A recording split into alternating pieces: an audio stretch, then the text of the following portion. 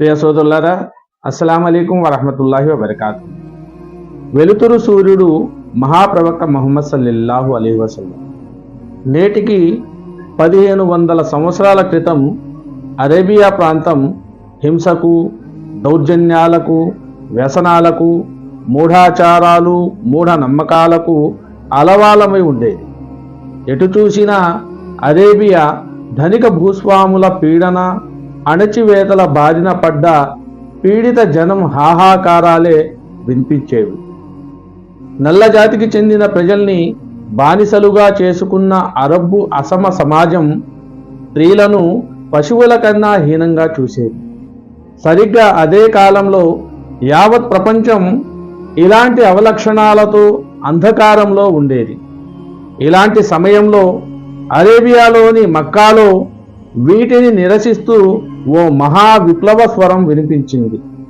ఆ స్వరమే ఇస్లాం ప్రవక్త ముహమ్మద్ సల్లల్లాహు అలైహి వసల్లం.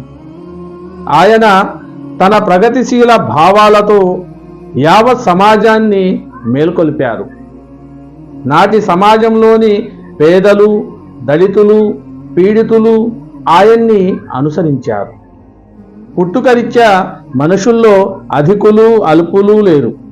తెల్లజాతి వారికి నల్లజాతి వారిపై, నల్లజాతి వారికి తెల్లజాతి వారిపై, అరబ్బులకు అరబ్బేతరులకు, అరబ్బేతరులకు అరబ్బులపై కానీ ఎలాంటి ఆధిక్యత లేదు. అల్లా దృష్టిలో మానవులంతా సమానులే. నేను మొత్తం సమాజానికి సన్మార్గం చూపేందుకు, హితోపదేశం గడిపేందుకు వచ్చిన అంతిమ దైవ ప్రవక్తను. మనిషి తలవంచాల్సింది ఆ సృష్టికర్తకే తప్ప సృష్టితాలకు, ధనికులకు, పెత్తందాళ్లకు కాదు అంటూ ఏకేశ్వర తత్వానికి, సామాజిక సమానత్వంకై ప్రవక్త ముహమ్మద్ సల్లల్లాహు అలైహి వసల్లం ఇచ్చిన పిలుపు అరబ్బు ధనిక సర్దారులకు ఆగ్రహం తెప్పించింది. అప్పటి నుండి ఆయనపై భౌతిక, మానసిక దాడులు మొదలయ్యాయి. ఆయన వేటికి వెరవలేదు. ఒక్కోసారి బహుదైవారాధకులు విసిరిన రాళ్ల దెబ్బలతో శరీరం రక్తసిక్తమయ్యేది. ఒంటె పేగులు తెచ్చి ఆయన మెడలో వేసి లాగేవారు. కానీ ఆయన ఎవ్వరినీ శపించేవారు కాదు. చివరికి ఆయన వారిపై చూపిన ప్రేమ ముందు కఠినాతి కఠినమైన అరబ్బు సమాజం తలవంచక తప్పలేదు. క్రమంగా మొత్తం అరేబియా సమాజం ఆయన అనుసరణీయ సమాజమైంది. అప్పటి నుండి ఇస్లాం ప్రవక్త సాధించిన సామాజిక సమానత్వం మొత్తం ప్రపంచాన్ని నివ్వెరపరిచింది.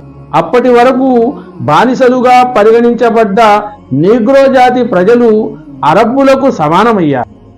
అత్యంత పవిత్రమైన కాబా మస్జిద్ పై కప్పుపై నల్ల జాతికి చెందిన హజరత్ బిలాల్ రజియల్లాహు తాలా అన్హు వారిను ఎక్కి తొలి అజాన్ ఇవ్వమని ప్రవక్త ఆదేశించారు. హజరత్ బిలాల్ కళ్ళు అశ్రుపూరితమయ్యాయి.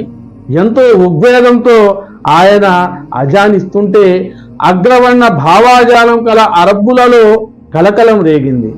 అప్పుడు ప్రవక్త వారిని ఉద్దేశించి, మనం అల్లాహ్కు కృతజ్ఞతలు తెలుపుకోవాలి. ఆయన మిమ్మల్ని అజ్ఞాన కాలపు చెడుల నుండి, అహంకారాల నుండి రక్షించాడు అని పలకగా అరబ్బుల హృదయాలు పశ్చాత్తాపంతో కరిగిపోయాయి. క్షమాపణ కోరుకున్నారు.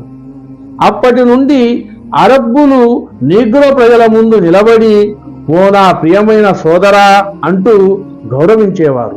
అంతేకాక తమ కుమార్తెలను నీగ్రోలకు ఇచ్చి వివాహాలు చేసేవారు. కనుకనే ప్రఖ్యాత యూరోపియన్ చరిత్రకారుడు లామర్టైన్ తన హిస్టరీ డిలాటర్క్లో ప్రవక్త ముహమ్మద్ సల్లల్లాహు అలైహి వసల్లంను ఇలా ప్రస్తుతించాడు. ప్రపంచంలో ప్రతిభావంతులైన వారు ఆయుధాలు సృష్టించారు, చట్టాలు చేశారు, రాజ్యాలు స్థాపించారు. అవన్నీ భౌతిక శక్తియుక్తులకు సంబంధించినటువంటివి. కనుకనే అవన్నీ అనతి కాలంలోనే కూలిపోయాయి. కానీ ఇస్లాం ప్రవక్త ముహమ్మద్ సల్లల్లాహు అలైహి వసల్లం తన నైతిక శక్తితో మహాసైన్యాల పునాదులు కదిలించటమే కాక లక్షలాది మనుషుల్ని చలింపజేశాడు. అన్నింటికంటే ముఖ్యంగా బలిపీఠాన్ని దేవతలను, మతాలను, భావాలను, నమ్మకాలను, ఆత్మలను స్థానభ్రంశం చేశాడు. మొత్తం పరిస్థితులు మారిపోయి యావత్ అరేబియా సమాజం ఆయన జీవించి ఉన్న కాలంలోనే ఆయన వెనక నడుస్తున్న అంతిమ ప్రవక్త ముహమ్మద్ సల్లల్లాహు అలైహి వసల్లం నిరాడంబరత, స్వచ్ఛత మారలేదు. పగలంతా పరిశ్రమించి మెత్తటి పరుపులపై గాక ఖర్జూరపు చాపపై పడుకునేవారు. స్త్రీలు మన తల్లులు, చెల్లెళ్ళు, కూతుళ్ళు అంటూ స్త్రీల హక్కుల గురించి మాట్లాడేవారు.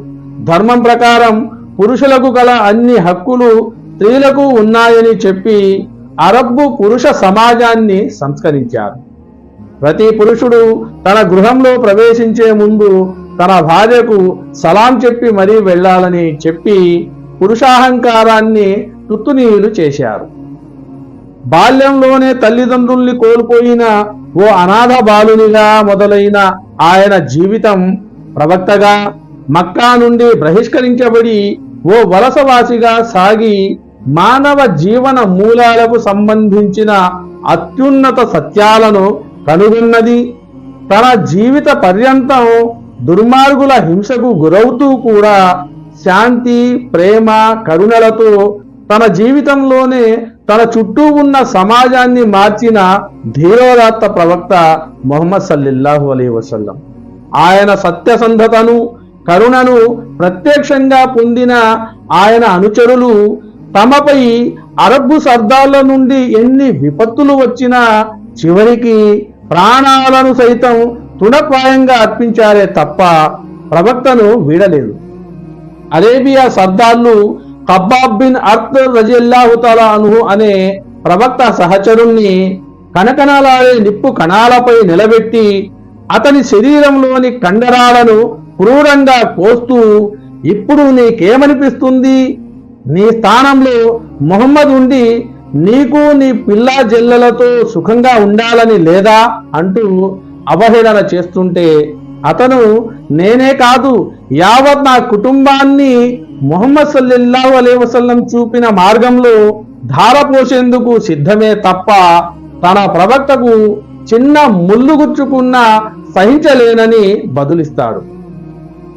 అందుకే ప్రసిద్ధ భారతీయ రచయిత దివాన్ చంద్ శర్మ తన ప్రాఫిట్స్ ఆఫ్ ద ఈస్ట్ లో ముహమ్మద్ సల్లల్లాహు అలైహి వసల్లం దయాస్వరూపుడు, ఆయన ప్రభావాన్ని ఆయన చుట్టూ ఉండేవారు గ్రహించారు, మరెప్పుడు దాన్ని మరవలేకపోయారు అంటాడు.